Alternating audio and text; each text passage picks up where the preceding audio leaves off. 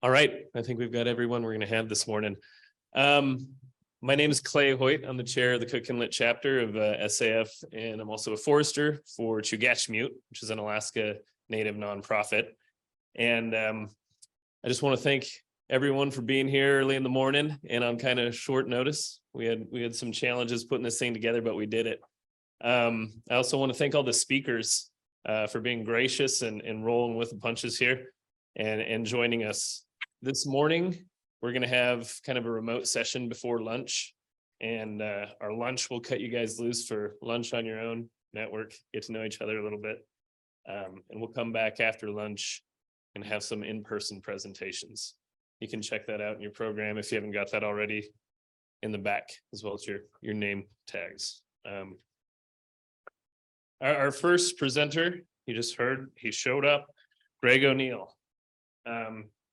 He's joining us from the British Columbia Ministry of Forests, and he's going to give a little talk on assisted migration or his work in that realm, with looking at what trees might grow different or better at different latitudes in the wake of this changing climate. So we're going to share his presentation and get going with that. Is there any questions before I get started here? No? Okay.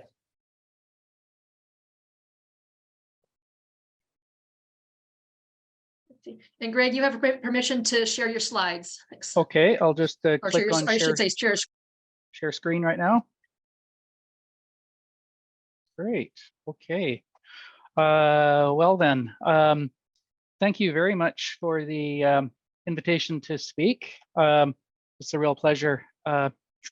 So yeah, I guess it's all about putting trees in the ground and the right tree in the right spot. So yeah, as Clay mentioned, I'm a forester and a geneticist with the BC Ministry of Forests, and most of my work revolves around trying to find modifications or adaptations that we as foresters can make to address climate change. So I'm going to start with most of my presentation this morning will be around climate-based seed transfer, and then I'll move on to a project that we initiated back in 2009, a field trial, and then I'll talk just generally about some other climate change adaptations, lest we think that assisted migration is the only strategy. And if there's time, I'll just mention a small project involving forest pests, provenance trials of forest pests. Yeah, if there's enough time at the end. Okay, so underpinning all of this work is this notion of climate versus geography. So you have to pardon me here. This slide is from a presentation a couple of weeks ago in Coeur d'Alene. And I didn't take the time to modify this slide for the Alaska audience today. But here we have the Pacific Northwest and Coeur d'Alene identified. But what we really need to do if we're going to address this issue of assisted migration or of climate change is to think of that space as a climate space instead of necessarily as a geographic space. So here is 3,000 randomly selected points from this geographic space, and it's plotted across two climate axes: temperature, mean annual temperature, and mean annual precipitation. And we see the wet, warm locations in the top right, and cold, dry on the bottom left. We also see two locations in Montana, Missoula, and only 30 kilometers away, Lolo Peak. Now, Lolo Peak is I'm not sure exactly, but maybe 1,500 meters higher in elevation than Missoula. So geographically very close, but climatically long distance apart.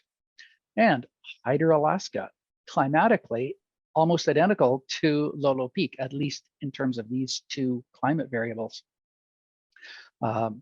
So close climatically, but far geographically. So climate and geographic distance are not the same. And what we really need to do is start thinking in climate distance when we're thinking about species and seed lot selection for reforestation. All right, so let's move on to CBST. I'm sure this audience is very familiar with these slides or slides similar to them, so I won't belabor this, but on the left we have 3 instances of biotic disturbance that is in some part related to climate change. On the right, abiotic disturbance, again, in some part related to climate change. To the extent that populations differ in their ability to tolerate or resist these types of disturbance, it may be possible to select populations that we can deploy on the landscape to help address some of these issues. So this is map of British Columbia showing the 18 biogeoclimatic zones. These are ecosystem zones upon which most forestry decisions are based. And you'll see that these maps change drastically when we look at the current versus the 2071 to 2021, sorry, 2100 maps. Now, of course, these ecosystems are not going to be there, but their climates will be in these locations.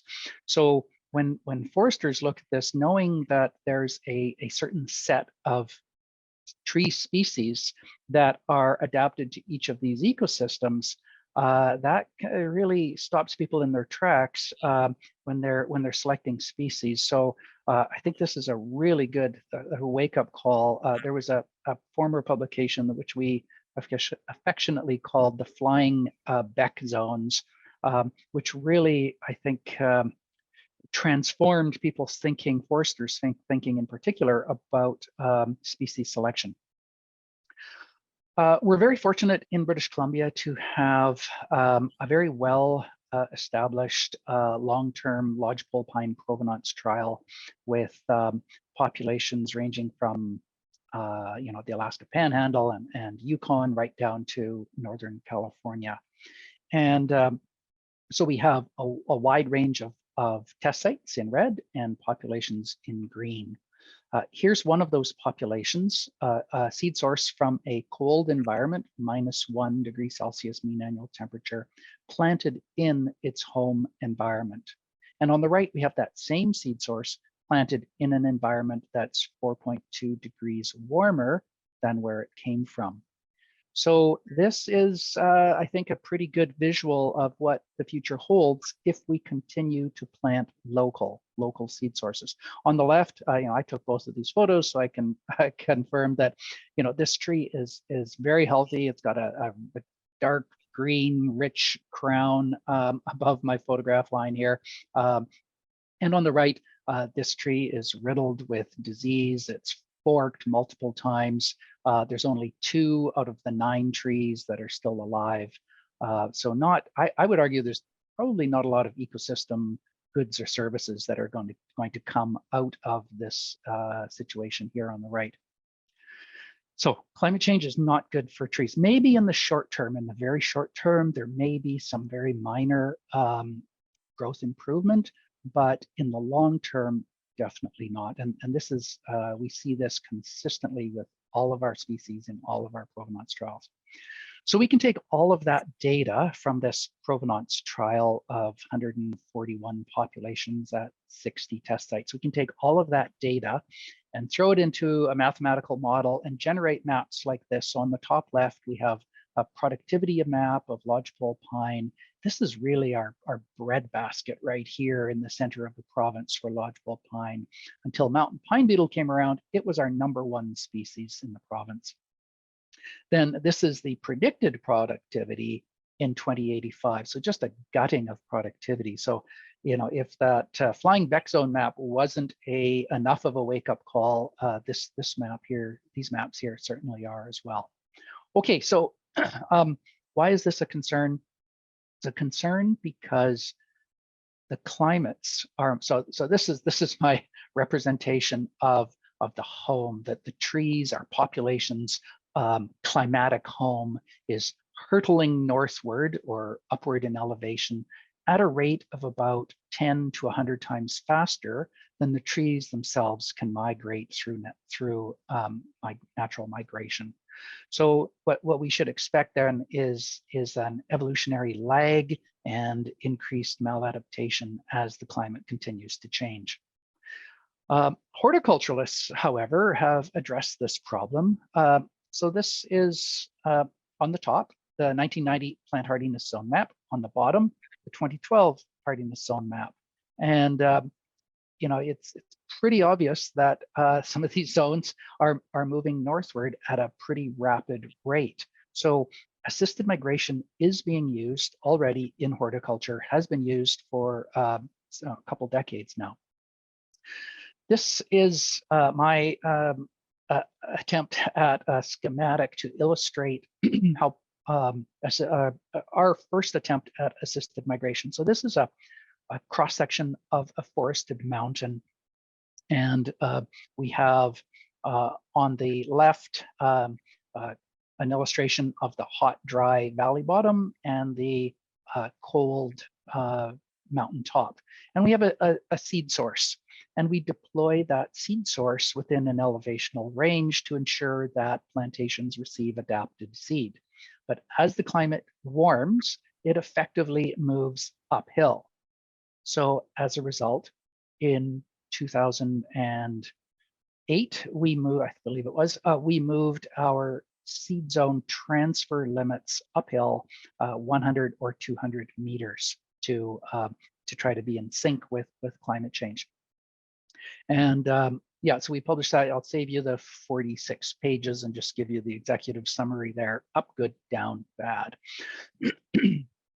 Now, if there's one slide that I think is really critical in this presentation, it's this one. So this is a representation of the temperature trend in the Northern Hemisphere for the last 1,000 years. So in the dark blue line here shows the 30-year smoothed temperature trend, and it shows the temperature expressed as a deviation from this 61 to 90 period right here. So for 900 years, say prior to 1900, the temperature was relatively stable, about 0.2 degrees colder than the 61 to 90 period. But then in 1900, the temperature went up dramatically. It leveled for a brief period, and then it went up again. And I just have to add a few more years because this is an old slide. So there's where we are now. So again, if the climate is migrating 10 times or 100 times faster than populations can migrate themselves, then we should expect to see some evolutionary lag.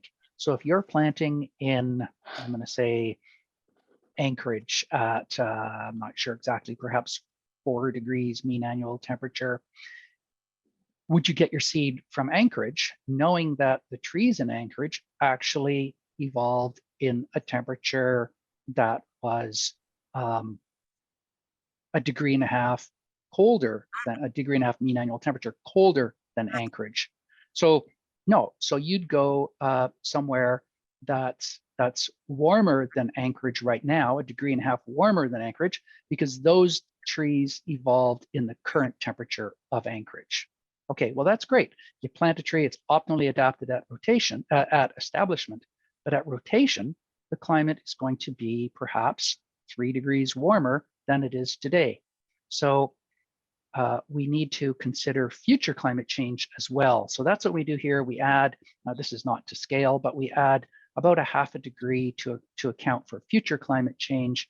And we do that because we don't want to plant a tree that's optimally adapted to rotation, because it'll be maladapted at establishment.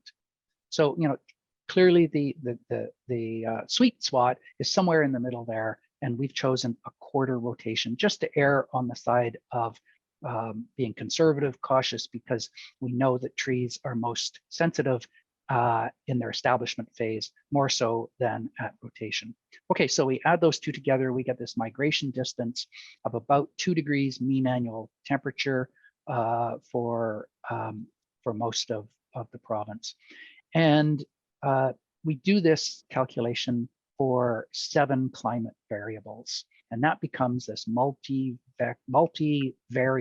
climate vector that we use for climate-based seed transfer.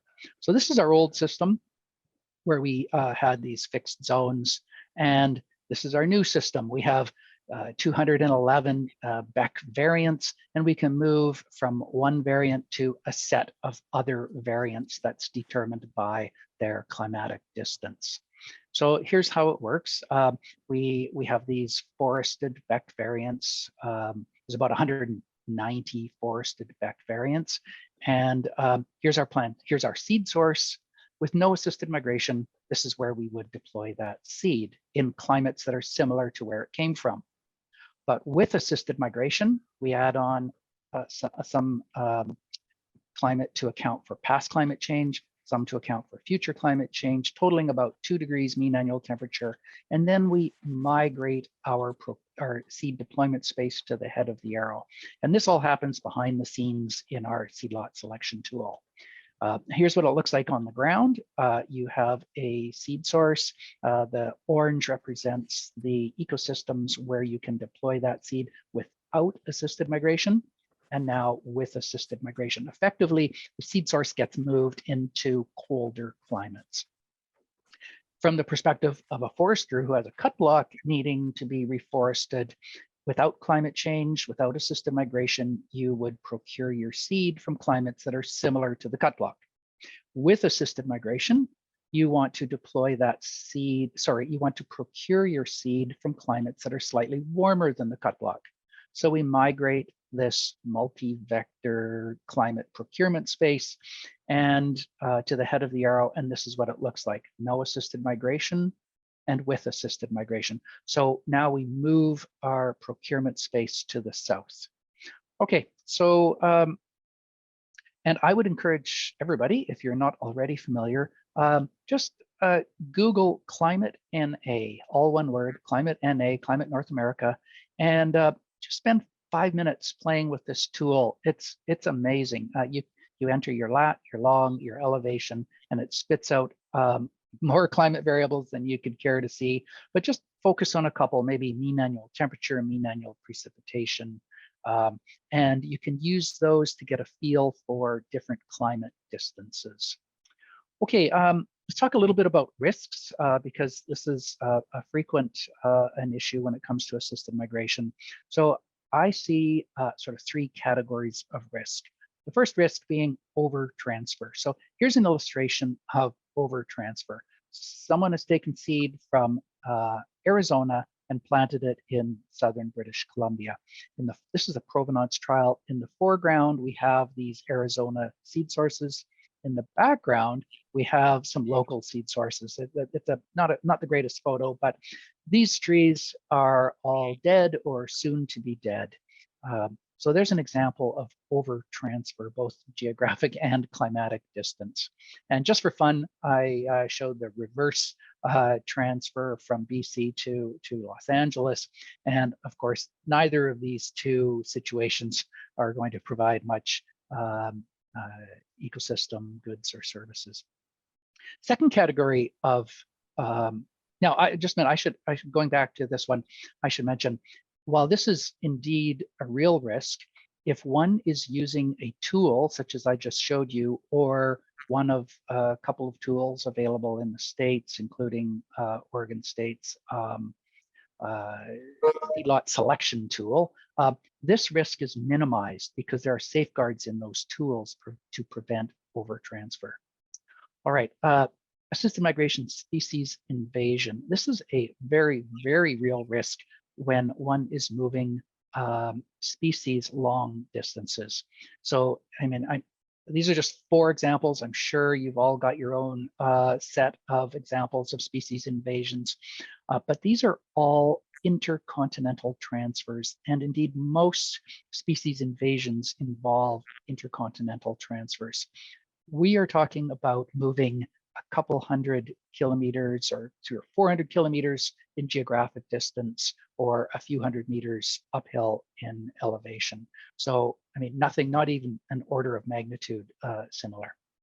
Okay, another real risk of assisted migration is the so-called hitchhiking pathogens or insects. And here we have two very well-known, well-documented examples: chestnut blight and white pine blister rust, cause just unspeakable environmental, social, and economic damage.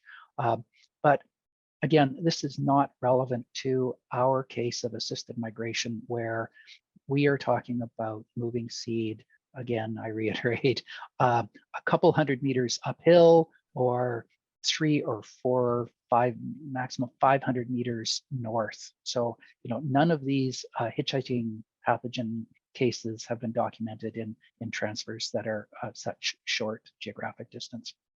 All right, moving on to the AMAT. This is a trial that we established 2009, assisted migration adaptation trial. It consists of 15 tree species planted at 48 test sites, including one right here with the help of Greg Palmieri near Haines. And here we've taken a bunch of, between 1 and 10 seed sources per species. And we plant them at each of these sites. This is a long-term field trial with a strong statistical design that will enable us to quantify the climatic tolerances of our most important species. And these are mostly orchard seed lots that we're planting. So we planted 48 test sites, 12 per year for each of 4 years, for a total of 152,000 trees. And our objective is to make sure we understand just how far can we safely move seed sources, and to assess the fundamental niche. So how far can we safely move species as well? Here's one illustration, an example of one of the test sites on central Vancouver Island, very wet site. And we see that the western larch, dry western larch from southern BC, interior BC, is not doing so well, but coastal Douglas fir quite happy on this site, no surprise. Here's another site, Kalamalka, where I work in the interior southern dry interior ponderosa pine grassland area. And you can see ponderosa pine doing very well, but Engelmann spruce, white spruce hybrid, not doing so well in this dry grassland. Here's some very preliminary results from that trial. On the right, in lime green, we see the distribution of the natural distribution of ponderosa pine, and in red we have a seed source.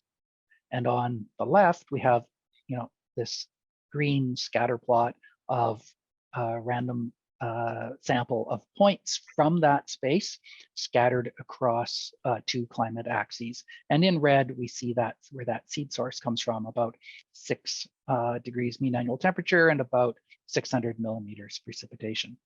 In blue are all the test sites where that seed source was planted.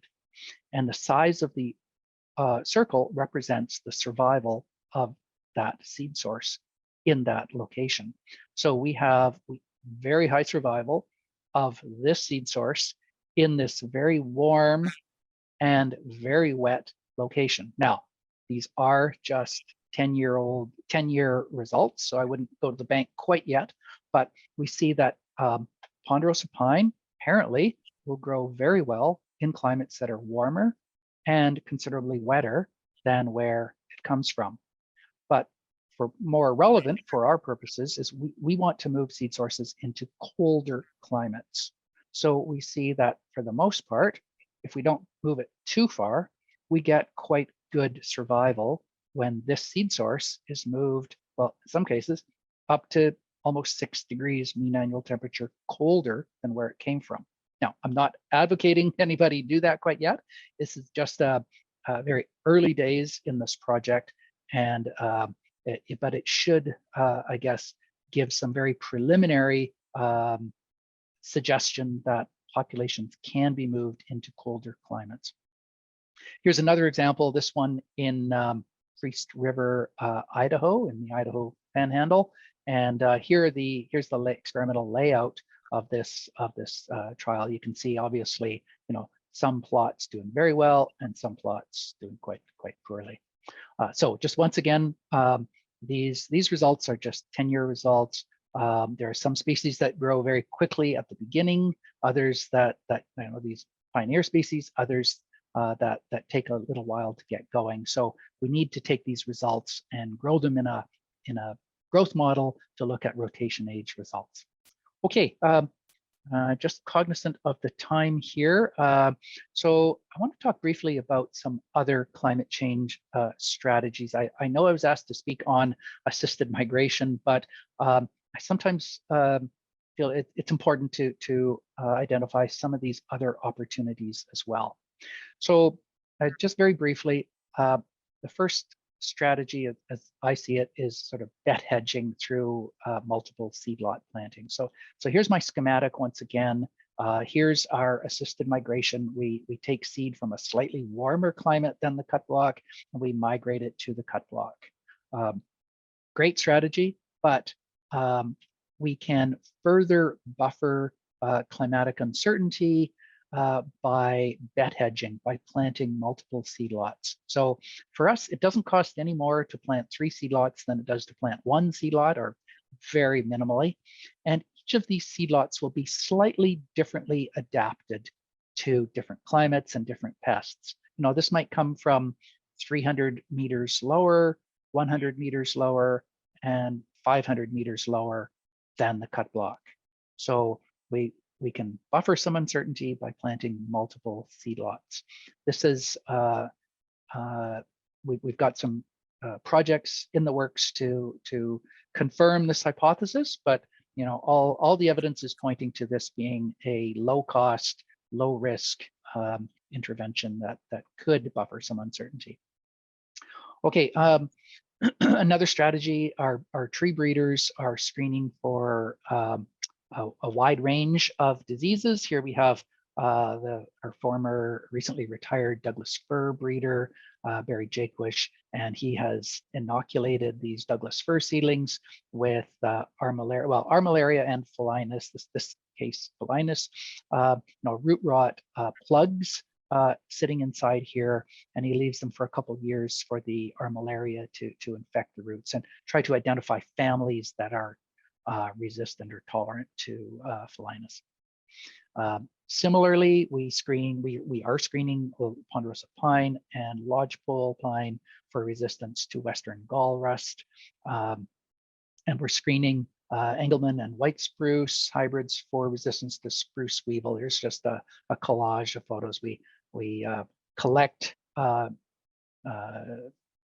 shoots, apical shoots in the summer, put them in these cages. The weevils emerge. We collect the weevils. We grow them up on media, and then we inoculate the trees with a couple of each tree gets a couple of weevils in these raised beds here, and we come back a few years later and assess which trees are most tolerant. We have some drought trials in the works. Boy, drought trial is challenging to identify seed lots that are individuals that are tolerant to drought. So, and another strategy is trying to select generalists. So here we have 2 families, orange and blue family, tested at 4 locations. And you'd be hard pressed to choose which is the better family at this point, with tested at these 4 locations. But if you push them just a little bit further, test them in slightly colder and slightly warmer locations, then we might find that, hey, one of them is more of a generalist, it can tolerate movement, and one of them less so. Even though we would may never want to move the seed to a location where this climates below 4 degrees or above 7 degrees are expected, if we test them outside of the expected range, we once again are providing some additional buffering, just in case these extreme events become more frequent as we are seeing. Okay, and lastly, there's a range of silvicultural strategies that are at our disposal, including which silvicultural system we might use. I know clear cutting is coming under increasing scrutiny here, and reforestation success is oftentimes greater with shelterwood cutting because of the lack of extreme climates. We had a heat dome here for a couple of years ago, and we had significant mortality in our cut blocks, but much less so in our shelterwood cuttings. Of course, microsite planting is becoming much more important to especially in those extreme climatic events. And then which stock type to use. There's some really good work back in the 90s regarding stock types, and we've been revisiting some of those documents. Nurse plants, timing of planting density, and diversifying stand structure. I'm not going to get into these. This would be a whole additional talk, and this is not my field, but these are additional areas that we could and should be talking about to buffer against some of that climatic uncertainty. All right, and lastly, I just got a few minutes left. I just wanted to show some results of a couple of provenance trials. Now, for those of you who aren't familiar with provenance trials, these are where we take seed sources from multiple locations and plant them at one or more locations. And then we come back 10 years later and record growth and health and stem form factors. So here we have a bunch of populations. Actually, these are pooled across multiple test sites. And what we see is we've recorded Western gall rust infection at age 32. And we've standardized the data at each site so that the local has an infection rate, a nominal infection rate of 1. So we see that what this is telling us is that population, so this is transfer distance, mean summer precipitation transfer distance on the x-axis.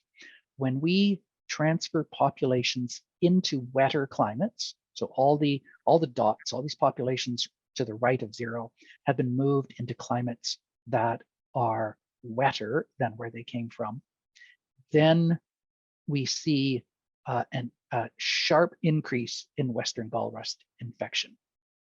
Similarly, when we take populations and transfer them, okay, we should have a 0 right here, but when we transfer them into locations that have a frost-free, a higher frost-free period, so that is, warmer, a longer frost-free period, pardon me, we see a sharp increase in stem cankers. Again, this is for Western gall rust. So here's how we quantify this. We say that okay, we don't want to see more than a 50% increase above sort of the background level of Western gall rust. If we want to limit the increase to 50%, then we can't transfer more than, what's that, just under 100 millimeters of mean summer precipitation. And same over here. If we want to limit to 50%, we should not be transferring more than 30, 35 frost-free period days. Likewise for Pisotes strobi, for white pine weevil or spruce weevil, we see a sharp increase in spruce weevil when we procure seed sources and from warmer climates. So they're moving into colder climates. Then we see a sharp increase in Pisotes strobi and a sharp increase in mountain pine beetle when we move seed into wetter environments. So these provenance trials can help us. They're a strategy that can we superimpose on we will be superimposing on our climate-based seed transfer to try to minimize health concerns. Okay, just in summary, climate change is not something that's going to happen. It's definitely happening right now, where we're seeing lots of examples of climate change impacts. Assisted migration, I emphasize, is a straightforward, low cost, low risk strategy to address climate change. Our provenance trials with long transfer ranges, when they have long transfer ranges, we have lots that don't have long transfer ranges, they're not very informative, but when they do have long transfer ranges, they can help guide seed lot and species selection. And I urge everyone to consider diversification of your cut blocks, pest and drought screening, wider testing, and use of silvicultural strategies to address climate change, not rely entirely on assisted migration. And we may also be able to use our provenance tests to help limit some impacts of pests. Okay, I think that it is it. Hope I didn't go over time too much, Clay. Thank you, everyone. No, that was perfect. Thank you, Greg. Do we have any questions? I can pass the mic around. Doug? Let's see here.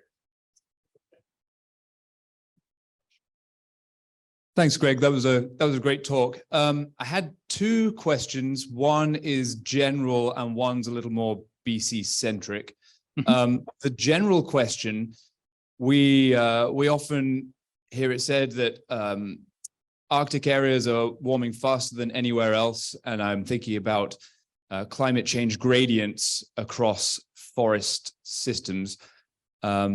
So do you think that areas that are further south in latitude, areas like around Ketchikan and the Tongass National Forest in the Panhandle, are going to change faster in the short term, more than areas around, say, Fairbanks and the Tanana State Forest?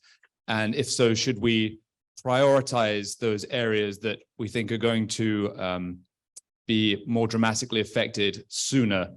Do you think that's a prudent strategy, or do you think this is something where we need to have equal weight applied across everything? And my more BC-centric question is, you mentioned mountain pine beetle and the sort of salvage programs that have taken place across the interior of BC. That's been a huge operation from the early 2000s, and it's really tailed off in the last 5 years. That's, of course, had a huge planting effort with species that might not be adapted to future climates. Do you think that BC is going to have to do a major reanalysis of timber supply in the midterm because of your thoughts on how those planted trees might be maladapted to future climates? Thank you. Okay, sure, great questions. In terms of the interior versus coast or south versus north, we see quite a significant difference in rate of climate change, with the north and the interior being much stronger. So we see about a degree or 0.9 degrees mean annual temperature on the coast. In the interior, we see almost double that. So in northeast BC, almost double. And this issue is compounded by the fact that trees in the north, the rotation age is about twice that of the south. So you put those two together, and what it means is you've got 4 times the challenge in the north than you do in the southwest coast. So because with the longer rotation age, you need to migrate further, and with the greater rate of climate change, you need to migrate further. So yes, the rate of the migration distance in the north is considerably greater than in the south and in the maritime areas. For your second question, I'm no mountain pine beetle expert, and nor am I very familiar with timber supply. However, I can say that we are seeing we are planting lots of lodgepole pine. However, our planting of lodgepole pine has declined in favor of other species, in part because of efforts to diversify, and in part because those models show that lodgepole pine areas are decreasing. The areas where lodgepole pine will grow well are becoming fewer, and the interior cedar hemlock area is increasing quite dramatically at the expense of lodgepole pine. In terms of timber supply, it's my understanding that there is quite a decrease in midterm timber supply in BC, and the chief forester is having to make some very tough decisions about allocating timber supply to licensees. So, I mean, this is not, I don't think this comes as a real big surprise to anybody. It's been documented and I think fairly well established that timber supply is going to take quite a hit over the next 2 or 3 decades. I hope that answered your question. Get a little more. I misworded my second question because I mistakenly used the words midterm, and I know that in BC, people have been talking about the midterm timber supply for a long time, dropping because of mountain pine beetle salvage. And you did address that, so it's my fault for not wording the question properly. My question should have been longer term timber supply impacts. So if we have hypothetically, if there's somewhere that was salvaged in say 2004 and was planted with lodgepole pine in 2004 as per stocking standards, and people weren't having the same conversations that they're having now, everywhere that was planted from 2004 through to, I don't know, 2010, just as throwing out dates, all of those cut blocks that were planted with lodgepole pine under that strategy, it's done. And now we're saying, well, that strategy might not be appropriate. Yes, those things might have a rotation age of say 80 years. So I should have said longer term, do we think that there's going to need to be some kind of adjustment? Everyone in BC will love to hear it, I'm sure, if you say, yeah, it's going to be even worse in 80 years because we were planting the wrong stuff. That was the crux of my question. Do you think there's going to have to be do you think there's going to be more impacts in 80 years as a consequence of things that were done at the start of mountain pine beetle? Thank you. Great question. Sorry, I can't see who I'm speaking to, and I hope you're not a reporter. But I'm not. I promise you that. Okay. I think clearly the answer to your question is yes. Climate change is not good for trees. I mean, you saw those lodgepole pine maps that I showed at the opening. In the long term, everything is going to suffer.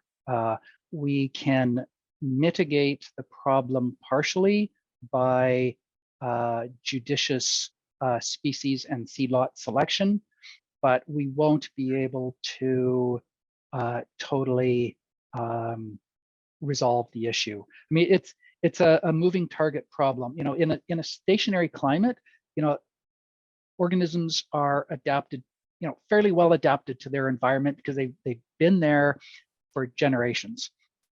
When the climate changes rapidly, even with assisted migration, they're going to be slightly out of sync at establishment, hopefully mostly in sync with their climate during the middle, and then slightly out of rotation at the end. So I just can't see how populations will be able to maintain the same productivity as in a stable environment. So even with assisted migration, at very best, assisted migration will mitigate some of those concerns. Any other questions? Yeah, sorry for the bad news, but we have at the moment a fairly significant project on right now to make our growth model task tree and stand simulator climate sensitive. It's a large undertaking. we've been at it for a few years now, but it all points to reductions in productivity in the long term, even with the very best assisted migration.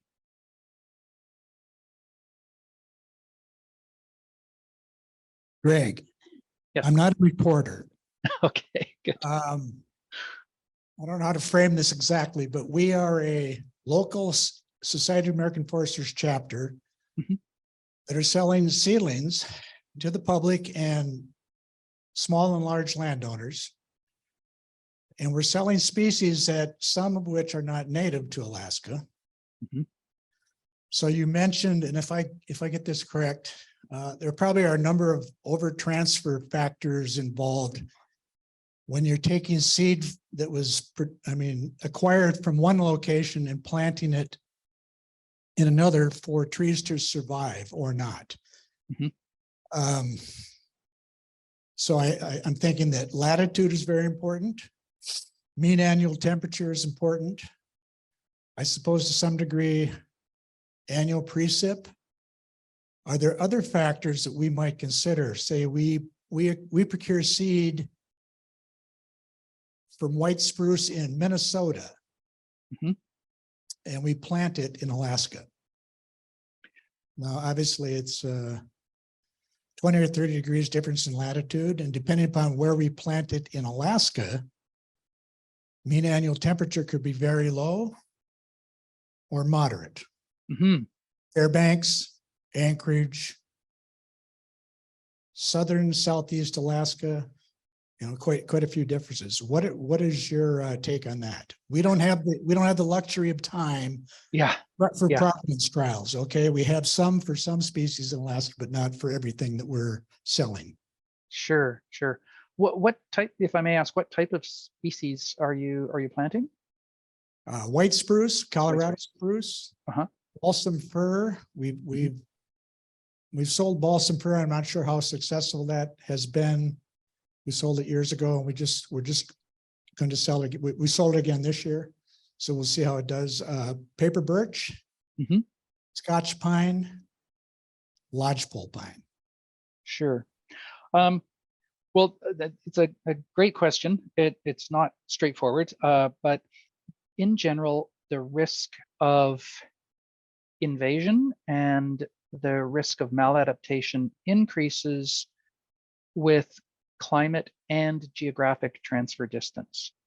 So when you put an organism into a new environment, the familiarity that organism has with its neighbors is an indicator of risk. So if it's really familiar, you put it back into a conifer environment, a conifer into with cohorts that it has evolved with, then the risk is lower.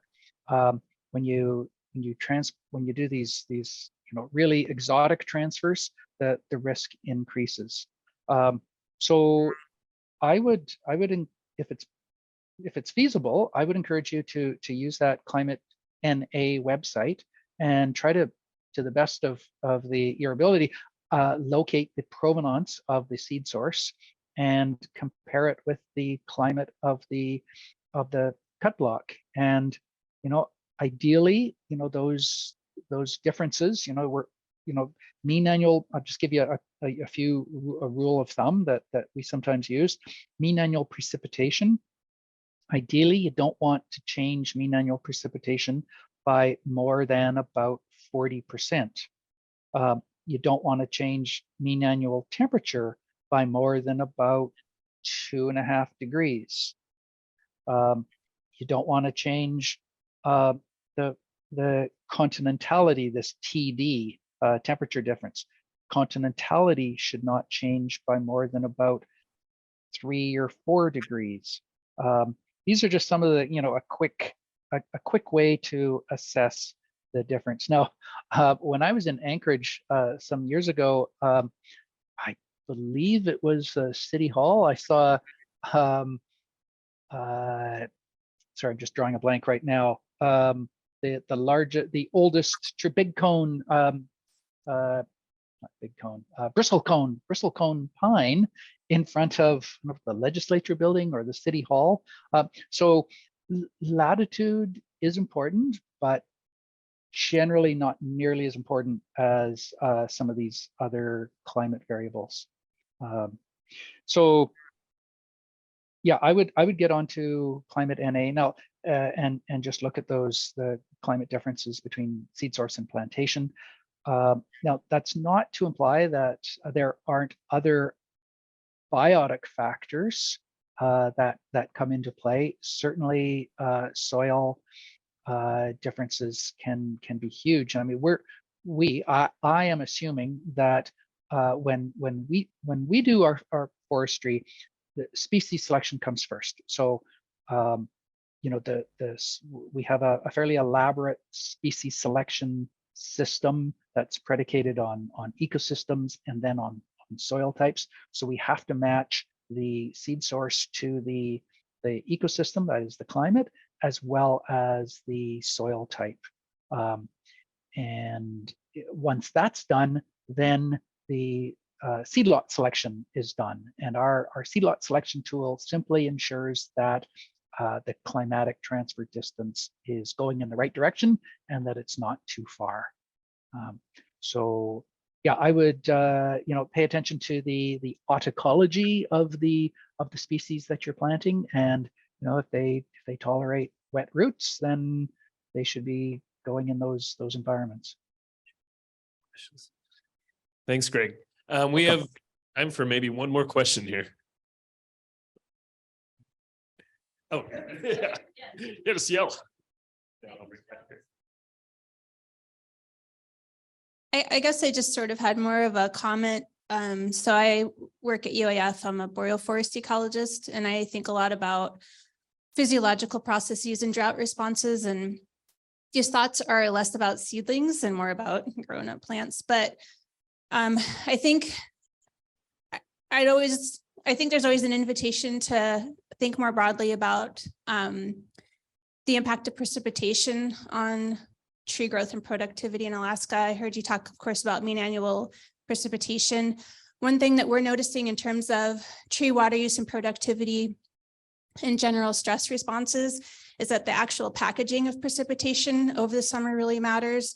So if you get, let's say we get 10 inches of rainfall in the summer, how that's packaged really matters. So if we get one rain event every day, that rain event is very small, it's not going to be a very biologically relevant rain event for a tree. However, if we get all of the rain in August after the trees have stopped growing, that means something different than if we get it all in June. And we really saw this last summer and the summer before in terms of when growth was initiated and when it stopped. And last summer was particularly hot and dry in the interior, and we saw sort of really interesting species specific responses. So I know it's hard to come up with sort of easy to use tools based on sort of more granular examination of precipitation, but I can tell you it really, really matters. So it's just some thoughts. Absolutely, and thank you for that.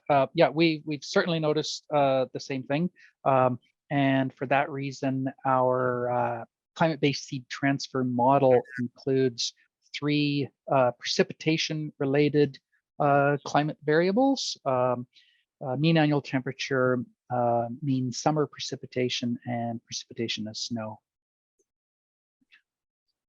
Thank you. Thank you, Clay. And just before I sign off, I just a big shout out to Greg Palmieri, who's been in Haines, who's been really indispensable with our assisted migration adaptation trial. And if ever this group has the opportunity, I'd encourage everyone to get out to that Haines AMAT site should that be feasible. Awesome. Thank you, Greg. Thanks for joining us, and have a good day. Okay, thank you very much, and feel free to get a hold of me if there are any follow-up questions. Cheers. Bye.